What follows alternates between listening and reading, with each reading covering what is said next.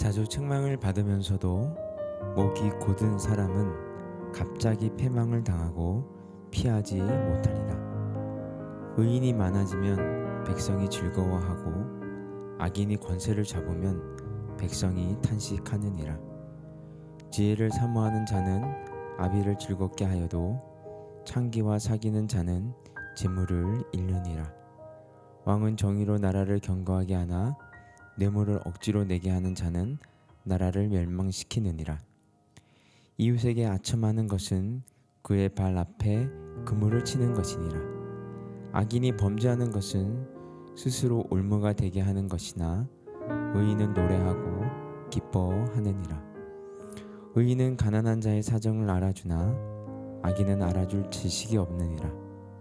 거만한 자는 성읍을 요란하게 하여도 슬기로운 자는 노를 그치게 하느니라.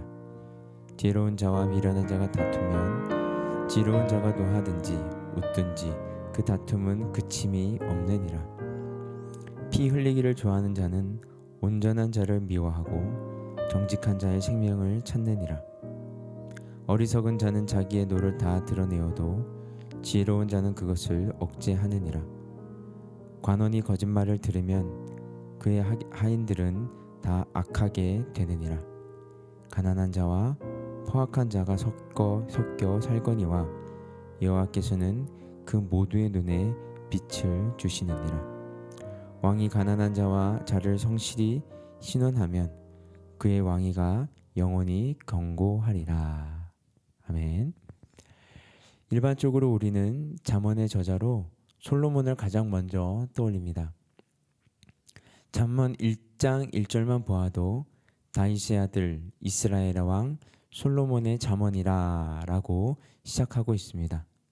그리고 잠언 10장을 보니 바로 위에 소제목도 솔로몬의 잠언이라고 쓰여 있습니다. 10장과 25장의 소제목이 동일한 것이지요.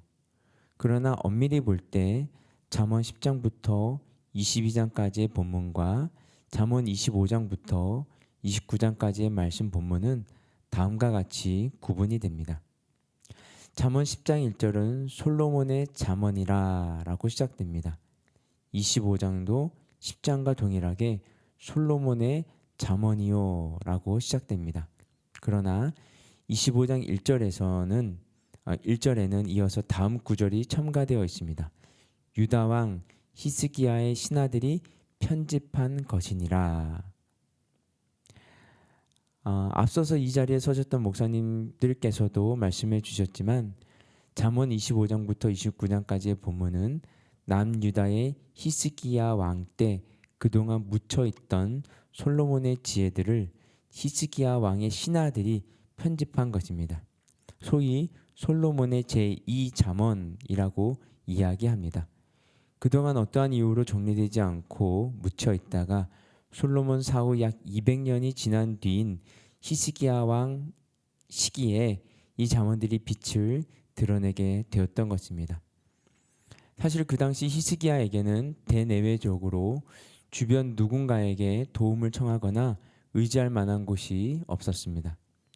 그러한 의미에서 볼 때 특별히 잠언 25장에서 29장의 솔로몬의 잠언은 위와 같은 히스기야 왕 시절 신하들이 찾아내고 편집한 것이기에 우리가 누구를 의지해야 하는가에 대해 더욱 명확히 알려주고 있습니다. 즉 우리 삶 속의 주인이 누구인지 알려주고 있는 것이지요. 따라서 오늘 우리에게 주어진 본문 29장은 그러한 배경에서 묵상해야 할 필요가 있습니다. 시편 29편을 한번 천천히 살펴보도록 하겠습니다. 2절입니다.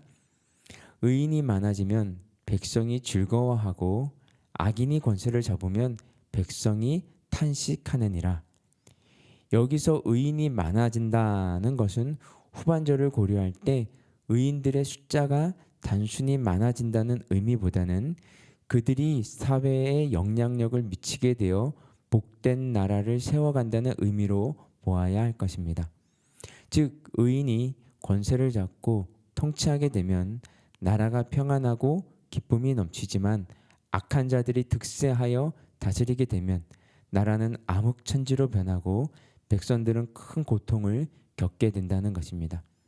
따라서 이는 가장의 인격이 인자하냐 포악하냐에 따라 가정의 행복과 불행이 결정되듯 국가적으로도 통치자의 품성 여부에 따라 백성들의 행복과 불행이 결정되는 것임을 말해 주는 것이라고 할 수 있습니다.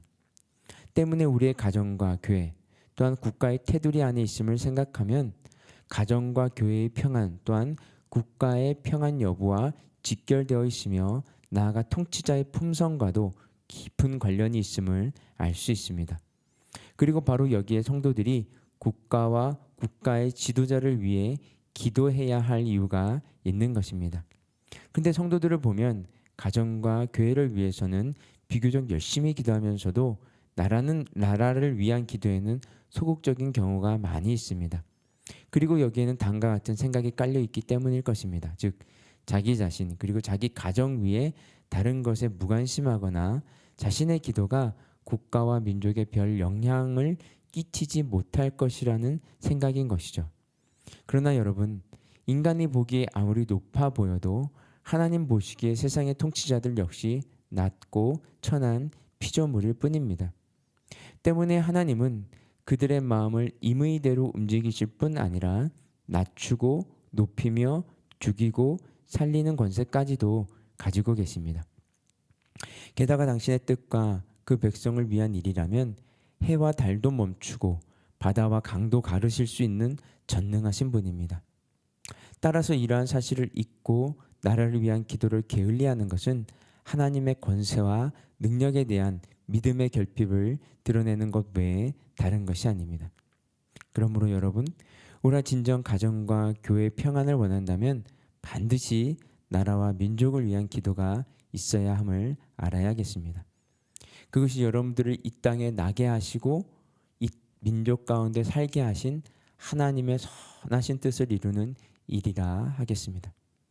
그런즉 여러분요, 우주를 창조하고 다스리시는 하나님의 백성과 자녀답게 더 넓은 가슴으로 세상을 품고 기도함으로써 가정과 교회뿐 아니라 우리가 속한 이 나라와 이 민족, 더 나아가 온 세상까지도 빛과 평강으로 채울 수 있는 복된 성도들이 되시기를 바랍니다. 다음으로 14절 말씀 한번 보겠습니다. 왕이 가난한 자를 성실히 신원하면 그의 왕위가 영원히 경고하리라. 여기서 신원으로 번역된 단어의 원문 표현은 쇼페트인데 이는 본래 재판한다는 의미를 지닌 단어입니다. 그런데 왕의 직무로서 재판이나 판결을 예로 든 것은 아마 오늘날처럼 상권 분립이 완성되어 있지 않던 고대에는 솔로몬의 경우에서 보듯 왕의 주요 직무 가운데 하나가 백성을 판결하는 일이었기 때문일 것입니다. 한편 성실로 번역된 이 단어의 원문 표현은 에메트인데 이는 원래 진실함, 신실함을 의미하지만 직분과 관련해서는 의무에 합당하도록 충실하게 행하는 것을 의미합니다.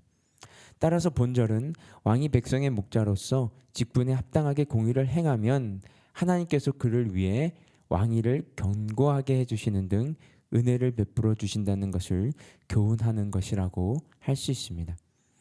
그리고 실제로 성경을 보면 다윗이나 여호사밧과 같은 왕들이 말씀에 따라 공의를 행하고 믿음을 지킬 때 하나님께서도 그들이 어디를 가든 승리케 하실 뿐 아니라 주변 열궁에까지 두려움을 주사 침략하지 못하도록 하심으로 왕위는 물론 나라까지도 부강하고 번성하게 해주셨습니다.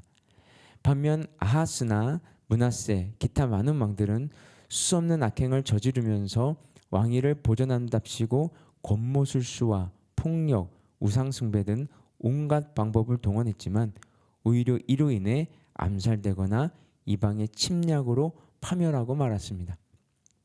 그렇다면 이러한 사실이 오늘 우리에게 주는 교훈은 무엇입니까?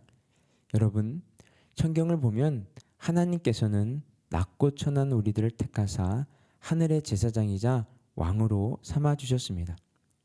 그리고 장차 새롭게 열릴 하나님의 나라를 위해 모든 성도들에게 교사와 집사, 목회자, 선교사 등 참으로 다양한 직분을 맡겨주셨습니다.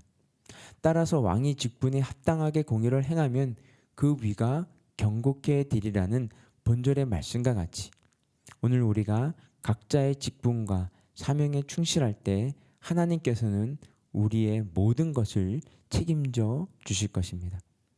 그러므로 여러분, 오늘 우리는 이 짧은 인생을 살펴보면서 다만 바라보는 세상 사람들처럼 무엇을 먹을까, 무엇을 마실까만 생각하며 살아서는 안 되겠습니다. 하늘의 백성답게 또 하늘의 제사장이자 영원히 왕노릇할 자들답게 하나님의 뜻과 영광을 먼저 생각하는 자들이 되어야 하는 것이죠. 그리하여 남은 인생 동안 받은 직분에 충성하고 사명을 위해 전심을 다함으로써 우리 인생을 책임지시는 하나님의 은혜를 날마다 체험하며 하늘에서도 쇠하지 않을 축복과 영광을 영원토록 누려야 하겠습니다. 여러분, 다윗과 솔로몬이 왕으로 치리할 당시 이스라엘의 모습과 아합이나 므낫세 같은 자들이 다스릴 때 이스라엘의 모습은 너무나도 달랐습니다. 어떤 이는 나라를 공의와 진리 위에 세우며 백성들을 전능하시며 거룩하신 분의 축복 가운데 두었지만 어떤 이는 불의와 거짓을 일삼으며 헛되고 무익하며 사악한 우상을 섬기는 무가치한 백성, 무지하고 어리석고 폐악한 백성으로 만들어버렸습니다. 이는 단지 이스라엘 백성들에게만 국한된 것이 아닙니다. 누구나 또는 어느 나라나 민족, 공동체를 이끌어 가느냐에 따라 그 운명은 판이하게 달라지는 것입니다. 이는 동시에 우리 개인의 삶에도 적용될 수 있습니다. 곧 우리 자신의 삶을 이끄는 존재가 그리스도인가, 그렇지 않으면 나 자신인가에 따라 우리의 삶도 운명도 달라질 것입니다. 여러분, 우리의 삶, 우리의 공동체, 우리의 민족이 복되고 아름답게 세워지길 바라십니까? 의로우신 하나님, 정직하고 의로운 지도자, 경건하고 거룩한 삶을 추구하는 자가 그 모든 것을 이끌어가게 하십시오. 그러기 위해 성도인 우리가 지금 서 있는 자리에서 지키고 행해야 할 바를 행하며 의로운 삶을 살아야 함은 두말할 나위도 없습니다. 의로우신 우리 하나님은 그것을 기초로 삼으시고 뿌리로 세우시고 이 나라 이 민족 여러분이 속한 공동체 여러분의 삶이 건실하고 아름답게 세워지도록 축복하실 것입니다. 함께 기도하겠습니다. 사랑과 은혜가 풍성하신 하나님 아버지, 새롭게 오늘 하루를 열어주시고 우리가 주님의 말씀을 묵상하고 기도하게 하심을 감사드립니다. 그러나 우리의 마음속에는 나 자신이 주인으로 나를 지배하며 살아갈 때가 너무 많음을 고백합니다. 오직 주님만이 내 삶을 주관하시고 내 삶의 주인이 되어야 하는데 나의 유익과 욕망을 쫓아 주님을 잊을 때가 너무나도 많이 있습니다. 늘 주님을 의지하고 주님을 힘입어 살아가는 제가 되게 하여 주시옵소서. 인간의 지식을 앞세우기보다는 주님께서 주시는 지혜를 사모하며 그 지혜를 따라 숨쉬고 살아가게 하여 주시옵소서. 나를 힘입기보다 타인을 힘입기보다 주님을 힘입어 살게 하여 주시옵소서. 사람을 믿음의 대상으로 보지 않게 하시고 그저 그리스도의 사랑으로 섬기는 하루가 되게 하여 주시옵소서. 이 모든 말씀 예수 그리스도의 이름으로 기도드렸습니다. 아멘. 우리 계속해서 개인 기도 제목 가지고 기도하며 나아가도록 하겠습니다.